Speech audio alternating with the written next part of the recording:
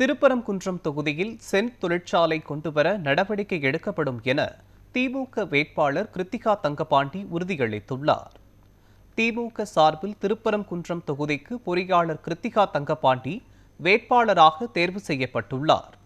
இந்த தொகுதியில் போட்டியிடும் முதல் பெண் வேட்பாளர் ஆவார். இந்நிலையில் சென்னையில் இருந்து மதுரை விமான நிலையம் வந்தடைந்த திமுக வேட்பாளர் கிருத்திகா தங்கபாண்டிக்கு கட்சி நிர்வாகிகள், தொண்டர்கள் மாலை அணிவித்தும் பூங்கொத்து கொடுத்தும் உற்சாக வரவேற்பளித்தனர்.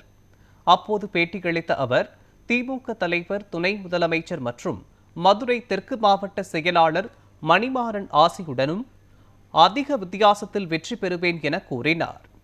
மேலும் திருப்பரங்குன்றம் ரோப்கார் பிரச்சினைக்கு தீர்வு காணப்படும் என தெரிவித்தார்.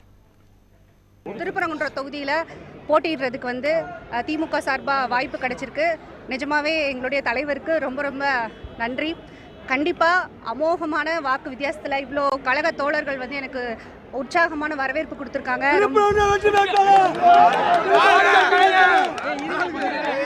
ரொம்ப நெகிழ்ச்சியாக இருக்குது, பார்க்கும் போது ரொம்ப சந்தோஷமாக இருக்குது. இப்போயே எனக்கு ஒரு ஜெயிச்சிட்ட மாதிரி உணர்வு வருது. ஆனாலும் நம்ம மே 4ஆம் தேதி நம்ம ஜெயிச்சுட்டு போய் இந்த வெற்றியை தலைவரோட காலடியில் சமர்ப்பிக்கணும். இல்லை, தலைவர் அறிவிப்பாருங்க. அதெல்லாம் நம்மளுடைய தேர்தல் வாக்குறுதிகள்லாம் பார்த்திங்கன்னா ரெடி ஆகிட்டு இருக்குது.